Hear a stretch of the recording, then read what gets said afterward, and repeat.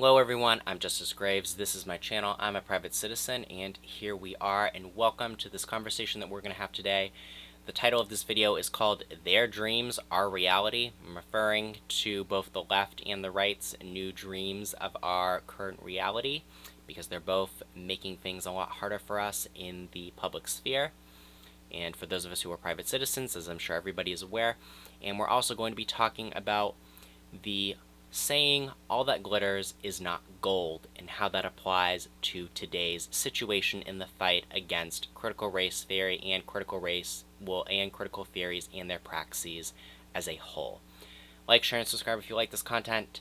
We're going to get right into it.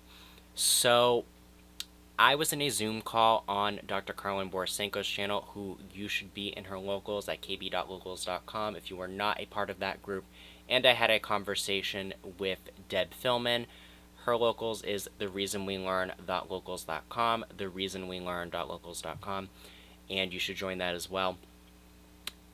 The reason why I'm bringing this up is because there was a very valid conversation in the dinner that I had with Deb the other night on October 2nd, and in this conversation that I had in Carlin's Zoom call meeting that happened it was last Tuesday, it was like September 28th.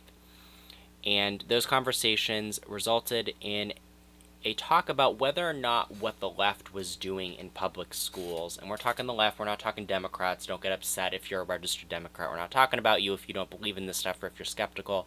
And if I'm talking about the right, we're talking about crazy people on the right, we're not talking about like registered Republicans or any moderates who feel on the right or the left, because apparently I need to caveat that so that people don't feel like I'm going after them. I'm not. This video is not to be judgmental. This is meant to be a conversation about a very interesting, well, not interesting topic, but the very real topic about what the left and the right are doing. You know, the left's reality that racism is everywhere, that they see it everywhere in all ways. And somebody in the local Zoom call said, well, that's a conspiracy theory, and that started a conversation after they were finished explaining how they were going to explain it as a conspiracy theory that racism is everywhere. And we had a conversation about how what's really going on may not qualify as a conspiracy theory anymore, because what's happened is that within the realm of possibilities, because the left has been chanting about racism for a few years now and has been doing it with successful vigor in the public media sphere. The question of is racism everywhere has sort of changed, because they see it everywhere, they enact it everywhere. At least those people that do see it everywhere, the really extreme, out there sort of people. And what that has resulted in is that what we would call a conspiracy theory, that not everyone is racist, 24 hours a day, 7 days a week, has become their reality. And because they see it all the time, and because they are the dominant culture in the United States right now, I understand a lot of people feel like they aren't, but they are the only ones speaking the loudest, so that means they are the ones in control right now of the cultural sphere of our country. What's happened, well, and possibly globally, but let's not even talk about that. That's just too much of another conversation. What's been happening is that everything that they believe that they can manifest into reality has happened. They are causing people to become more racist. They are gaslighting people into oblivion. They're training people how to do it. I've talked about this on my channel. Dr. B has talked about this on our channel. Deb hasn't talked about it in those particular instances. She's talked more about how it affects the children. But that basically, that's the premise of what's happening.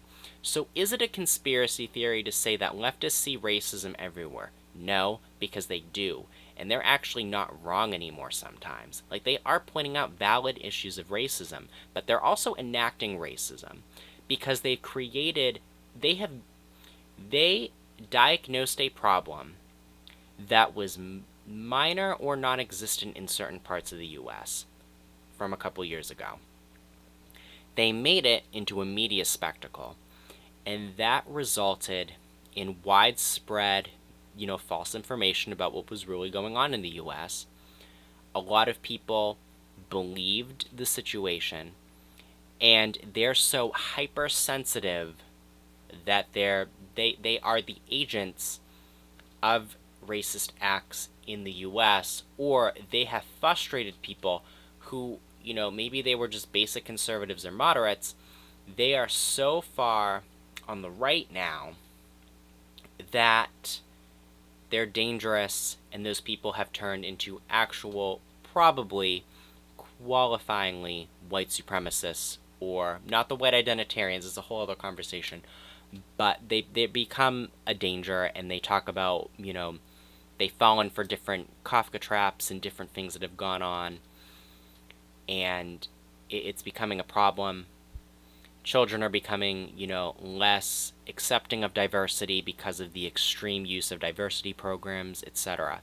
The left is creating its own mess. The right is doing it as well. Their dreams are becoming our reality.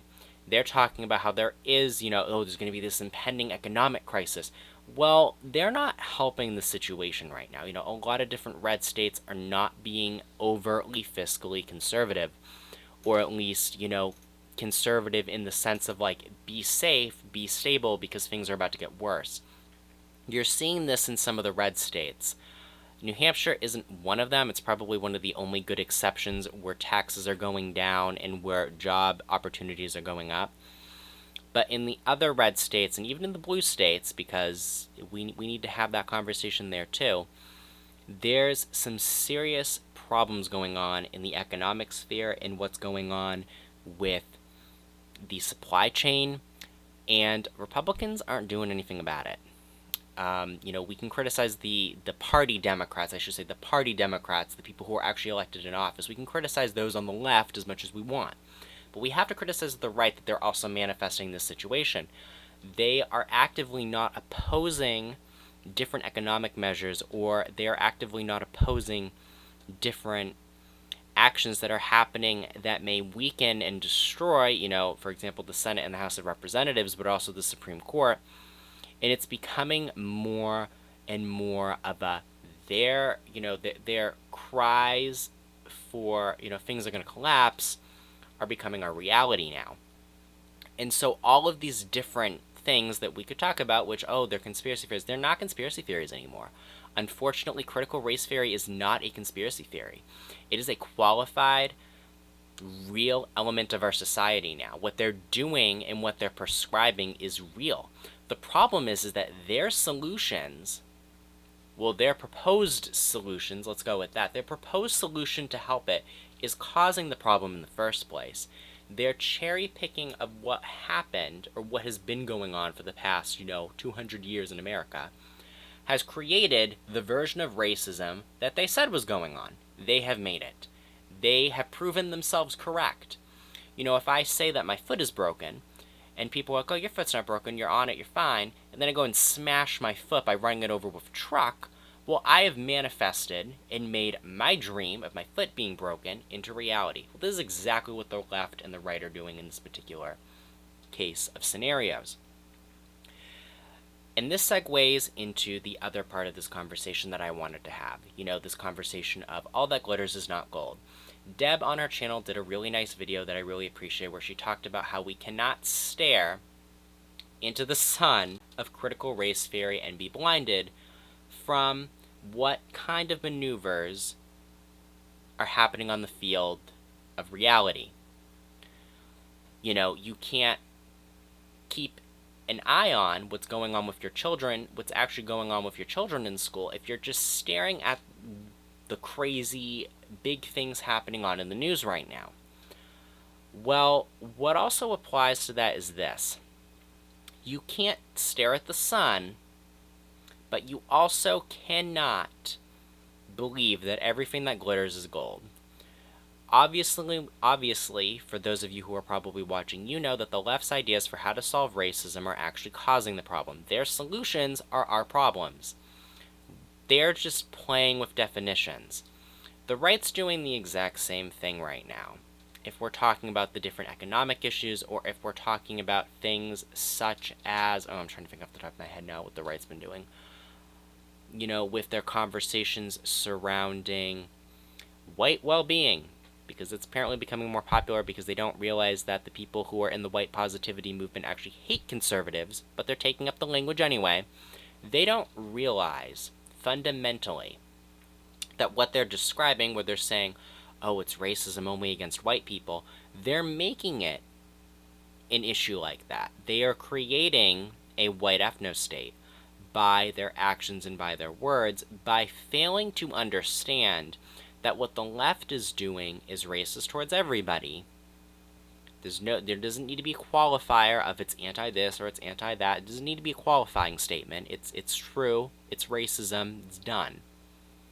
What's happening is that now there are pockets of America who truly believe in trying to create a white ethno-state, and it's actually not just even in America. There's issues going on in the UK, there's issues going on around the world, etc., etc. There's some really good reporting, again, from Dr. Carlin Borisenko and Karen White on this particular issue that we'll talk about in a later video on what are the white identitarians. But why am I saying this?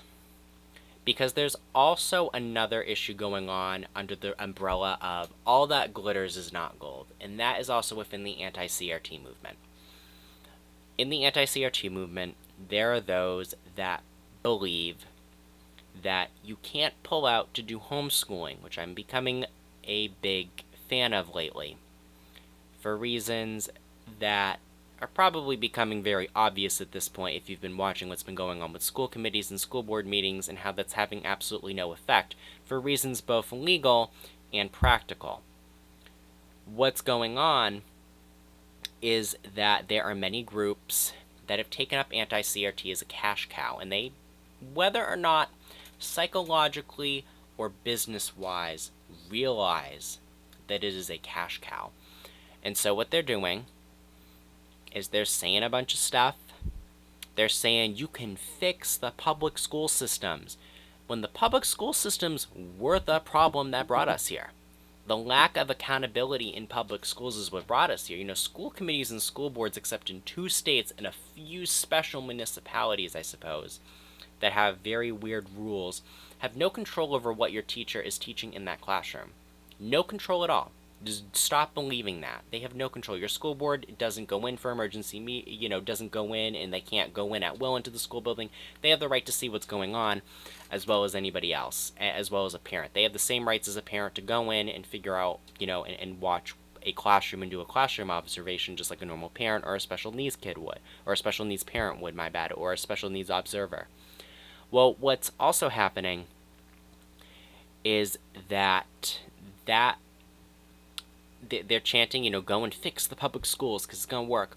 Public schools were the breeding, public education, not even just public education, but private and public education, a combination of which, if we talk about the issues at Harvard and Yale and where some of these bad ideas came from on the left, that was the breeding ground for what we're experiencing today.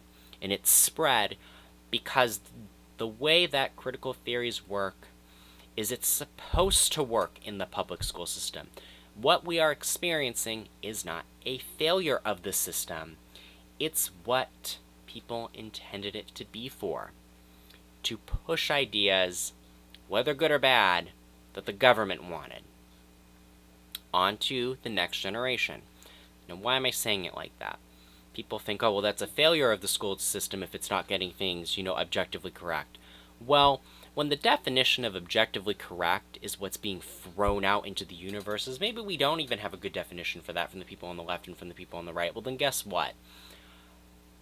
That's a problem. That's a very big problem.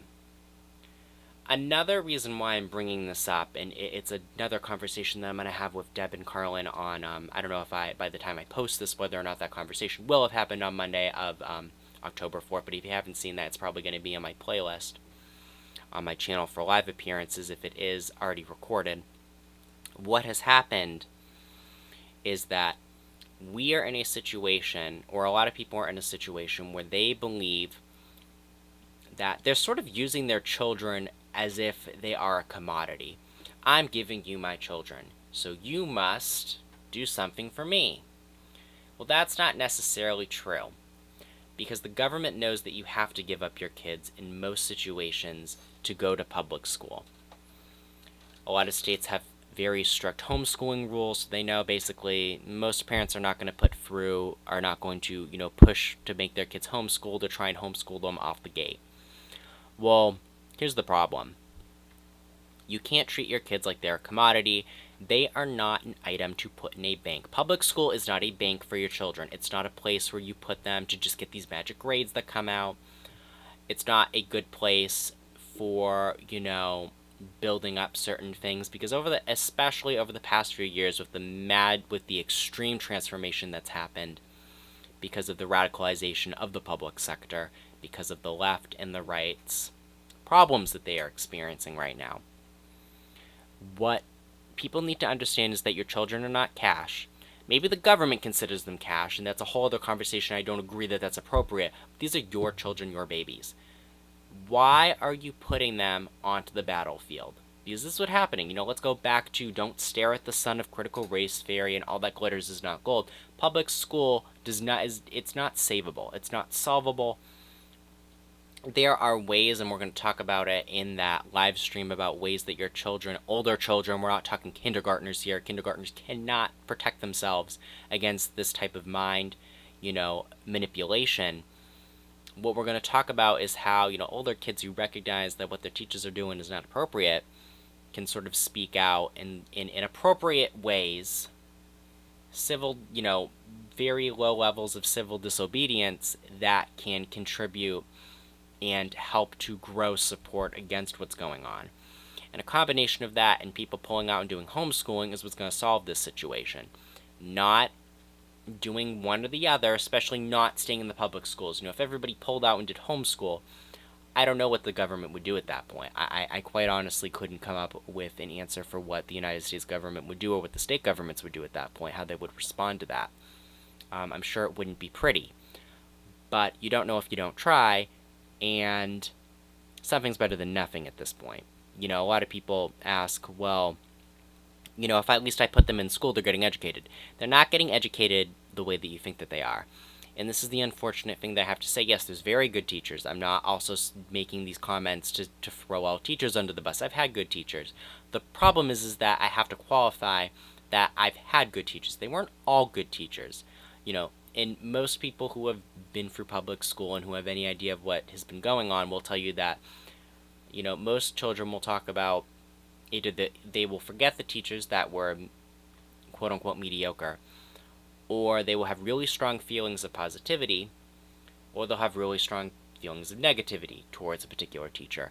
And I think that says more about the system than we really need to elaborate on in this particular video. What I'm trying to get at is this. As I've said multiple times, why are you putting your kids on the battlefield? Why are you running for school board, which also puts you on the battlefield? You're not taking your kids out of the system. You're putting yourself onto the battlefield, and now you're on the battlefield with your kid. Now you're staring at the sun. You can't see what's going on, but you're also school committee members, means you're also blinded by the rules and regulations that are over your head. You can't interact with certain things. And then you're being given all of these proposed solutions, and things can get better if you just, pour more money into this particular program, if you pour more money into this particular program. And it's actually just making the problem a whole heck of a lot worse.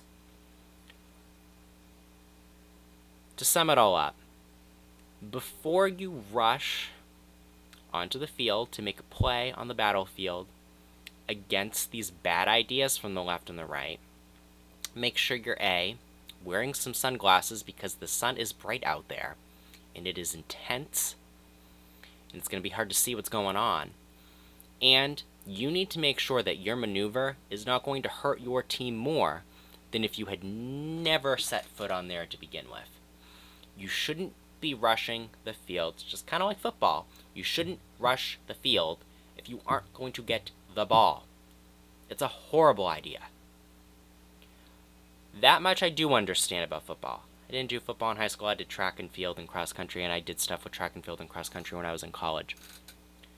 So, I just wanted to end it on a personal note. Remember, their dreams are our reality, and all that glitters is not gold. Remember that when you are trying to deal with these various situations, and remember that when we are dealing with all the stuff that's going on right now. Like, share, and subscribe if you like this content.